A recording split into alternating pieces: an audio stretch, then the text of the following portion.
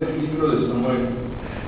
En aquellos días, Ana concibió, dio a luz un hijo y le puso por nombre Samuel, diciendo: al Señor se lo pedí. Después de un año, Elcaná, su marido, subió con toda la familia para hacer el sacrificio anual para honrar al Señor y para cumplir con la promesa que había hecho. Pero Ana se quedó en su casa. Un tiempo después, Ana llevó a Samuel, que todavía era muy pequeño, a la casa del Señor, en Silo, y llevó también un novillo de 3 años, un costal de harina y un odre de vino.